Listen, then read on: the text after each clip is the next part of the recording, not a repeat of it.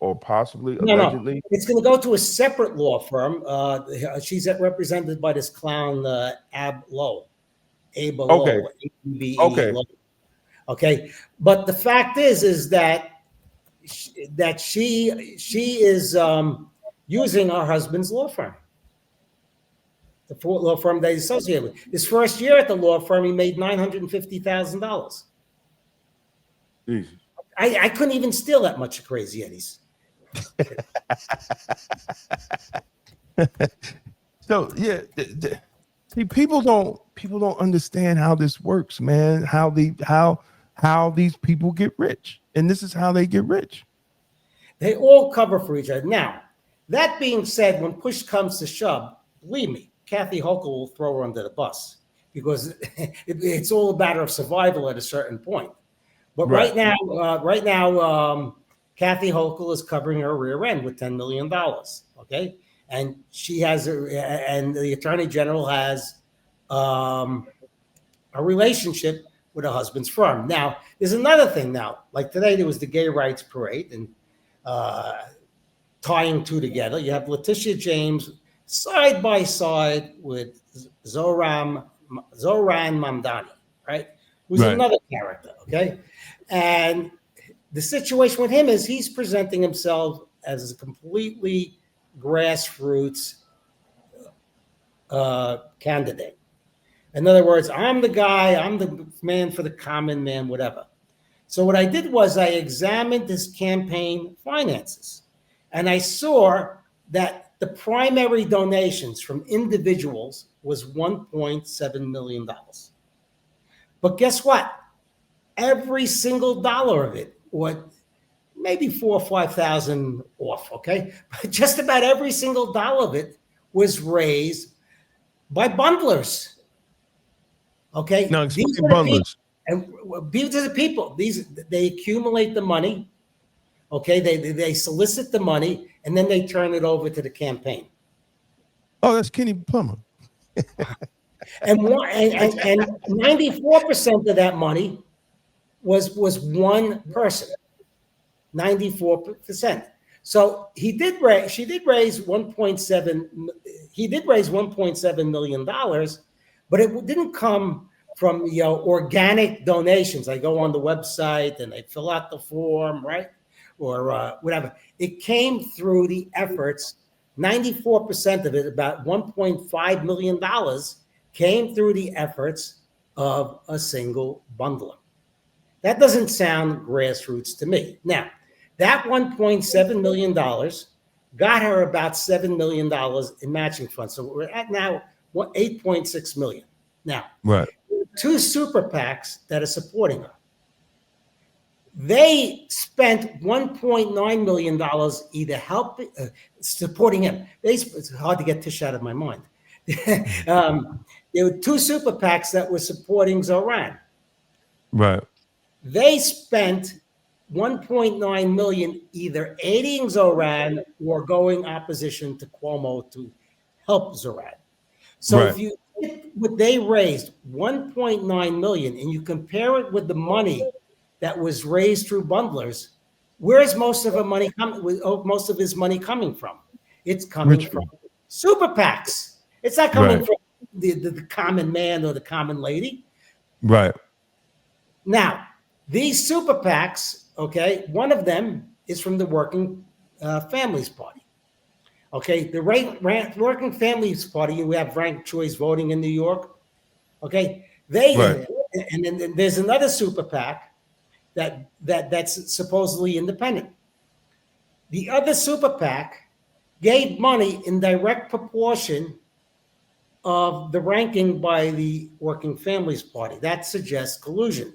Then you have situations where there's circular money coming in, money coming out to the same contributor expense, whatever. In other words, round trip transactions. There's a lot of things there that need to be looked at. But the fact of the matter is, he's running an AstroTurf campaign. It's not a grassroots campaign. Almost 100% of his money is either from super PACs or bundlers, and most of the initial money let's not take into account the campaign finance, the matching funds, because that's just an automatic. But Right. most of his money comes from the super PACs. All of his money comes from super PACs and bundlers. So how do you call that grassroots? Okay, Right. slick. That's why I have to admire him that he was able to get away with this kind of stuff. It sounds a lot like what AIPAC did against Jamal Bowman in the George Latimer race, the congressional race. AIPAC was the super PAC, spent ridiculous money Probably in opposition. Probably. Yeah.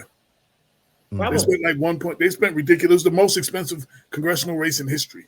Right, but I don't think Latimer was trying to claim that he was a grassroots campaign, or maybe he was. I don't know. I haven't followed the race. He was trying to claim it. He was? No, he wasn't trying to claim he was grassroots. He was running as a Democratic candidate. Right. But in this case, you have Zohran Mamdani, he's socialist, communist, whatever you want to call him. I think he's just an anarchist. I wouldn't call him a socialist or communist. But in this case, okay, he's running on a platform that doesn't exist. Okay? And he's trying to say, I have 50,000 volunteers. Okay. So why are you spending millions of dollars on payroll and consultants and this and that and this and that? And when you add it up, the amount of money that he spent winning the primary came out to $165 per volunteer. It's a lot of money to spend for an army of volunteers. If you believe his numbers. Right. If you're running grassroots, and you're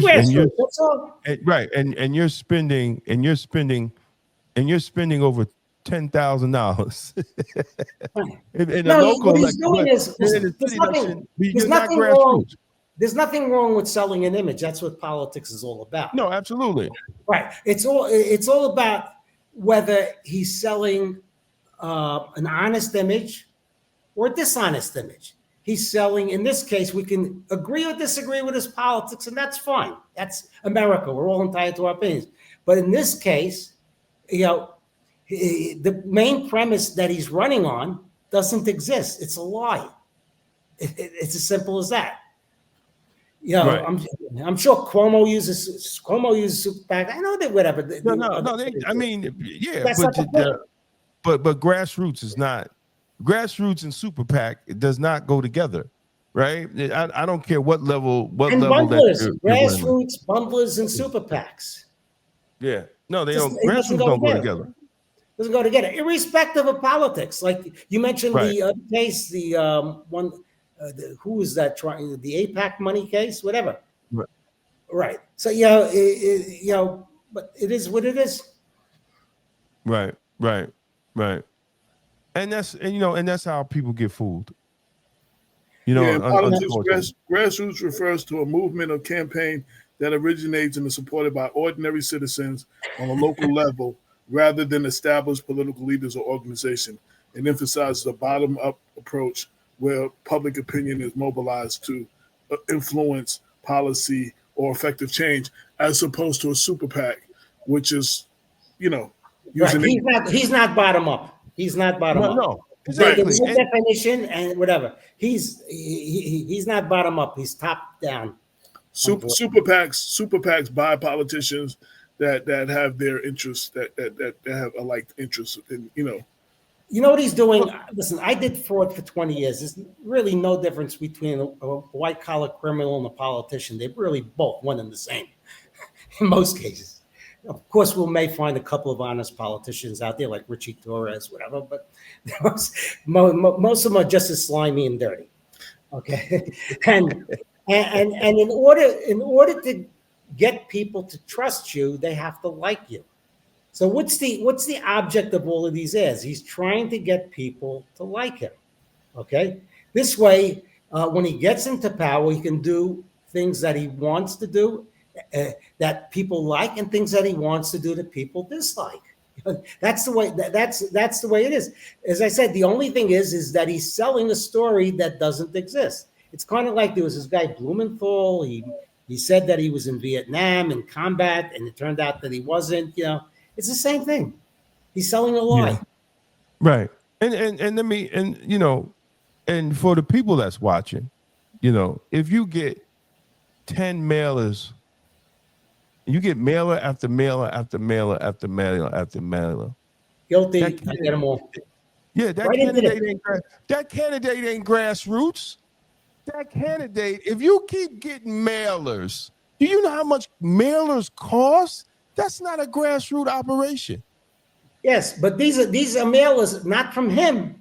If they're getting mail, these are mailers from third parties. Right. No, and no. Same thing with the George Latimer. Like all those mailers didn't come from friends from George Latimer. They came from APAC. I do agree. I do agree in that. But there is a connection and a loyalty for them. Do you think that politician is not going to carry out their agenda? Then you're fooling yourself. That was the complaint on the local level with the Rise Up Mount Vernon PAC, and they were sending out a lot of mailers and email blasts and everything to influence the election, to candidates that had their interests in mind. Because you got to figure. So here's the thing. Here's the breakdown. I think Damon wrote this in an article too.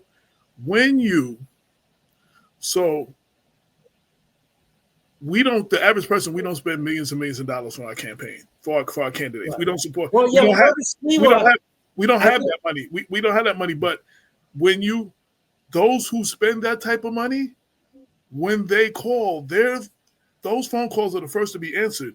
When the average person, you and I call, yes, you know what I'm saying? Then we got to get called back. Those people who spend that kind of money, when they call, their phones get answered. You know what I'm saying? And they advise on how you should rule on certain things. A lot of Republicans, they got their handlers they got to check with before they rule on certain things. Because they're all guilty. They're all guilty of it. Don't get me wrong, but some pretend to be grassroots, and some actually are grassroots. He's not. But going back, first of all, let's go back to the mailers. I live in an apartment building. I go down to my mailbox. I pick them up, and the trash can is 2 feet away. It never makes it to the elevator. Boom, gone with the mailers. And the other thing is, I like being able to discuss this at length because on TV we can never get into this depth. You got to get it out. But his problem is that he is selling. The problem here is he is selling a message. Okay, we can agree or disagree. That doesn't matter. And people are buying this message. I'm going to get this for free, that for free, this for free, that for free. And you know something? He wasn't even backed by the Black community or the Puerto Rican or the Hispanic community. Okay, he wasn't backed by the Orthodox Jewish community, which I belong to. He was backed by mostly secular white people. That's what got him to win. Now, also, there's a situation that I was on the Newsmax, and the professor brought this up on the segment. I don't remember his name, so I can't credit him, but we tried. He says, well, don't forget that the 5 days before the primary, we were getting 100-degree weather. And it's hard for old people to get out. He said, that's November. So I don't know. But he ran, I would say, let's put it this way. Whether he's a crook or not, whether he's a criminal or not. Let's put that aside, okay? Whether they committed fraud or not, whatever. He ran, I would, as a former criminal myself, he ran a very envious campaign. Something that I would have done if I had chosen that route as a criminal, as a decided person. Interesting. Remember the movie where Eddie Murphy played the con man and ended up getting into Congress, and then they exposed him for all his crimes? He said, I've done that, but it compels far less than what all the stuff that's going on here. Y'all are the real criminals. He said, there's a whole nother level of crime here. But right. Yeah, but that's it's very interesting, how the game of politics works at that level to influence people to vote. But what you said, Sam, was very interesting. He didn't get the African American vote. He didn't get the Hispanic vote, right? It was secular, the Jewish vote. It was secular white people that Pretty much was, secular white people. yeah. There's one very orthodox community that's anti-Israel, whatever, but pretty much that's what he got. Yeah. Right. And then I saw a gentleman, I don't know how true it was, he was breaking down that not only those demographics, but they were rich. It was more of the wealthy people putting this guy in that's promising everybody something. And more of the working class went for Cuomo. Yes. And here's part of the problem that you have, okay? The wealthy white people, let's call them that, okay? Right. He wants to now tax their houses. We put out something the other day. He's not going to do that. Okay. The problem is that the media portrays people of color as being far more radical than they actually are. And to do that, they platform the extremist elements of people of color. Okay. In other words, you're not being platformed. You're a moderate. Okay. You may be left of center or right of center. I don't even ask you whatever, but you're a human being. You have common sense, and that counts to me. Right. What they're doing is they're platforming all of it. Every black person's a socialist, is this, is that, right? But the reality is, because I have a lot of friends that are black, that are Hispanic, even Muslim.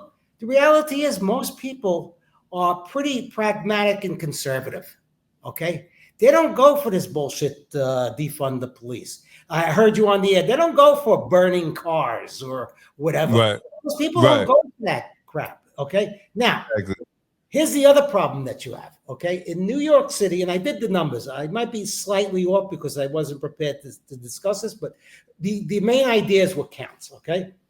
In New York City, a black person is 9 times more likely to be murdered than a white person, okay? Right. A black person is about 5 times more likely to be the victim of violent crime than a white person. So who's going to suffer if you defund the police? Me? Black people. Exactly. Okay. So, but that explains why most, I'm not saying all, because we shouldn't, generalize, but most black people, okay, are pragmatic. They're middle of the road. They just want to go out there about their day. They don't want to be a victim of crime. They don't want people selling drugs or prostitutes on their street corners, just like everybody else. But the problem is, okay, we can get into root causes, another day, poverty and everything else. But the reality is, the practical reality is that these policies, I believe, and people can argue against me, I believe are going to hurt people of color. Thank you to everyone who supported us through Super Chat. Your contributions keep independent media alive and thriving. We couldn't do it without you. Stand up, speak out, rock the message that matters, community before party. Get your shirt today and let your vote wear your interest and values over party loyalty. Stand strong, speak loud, wear the truth. The Black Mental Health Matters Tee. Support health, wellness, mental clarity, and independent media. Get yours now. If you found this video informative, don't forget to like and share it with others who need to hear the truth. And for exclusive content and behind-the-scenes access, join the Black Westchester Magazine YouTube membership club today. Your support helps us keep independent black media strong. Support independent black media with style. Rock Black Westchester merch and represent the news with the Black point of view. Every purchase helps us speak truth to power. Thanks for watching Black Westchester Magazine News, where the truth has no filter and the community comes first. We are the news with the Black point of view. Don't forget to like, share, and subscribe to stay informed, empowered, and engaged. Independent black media matters. And we're just getting started. See you next time.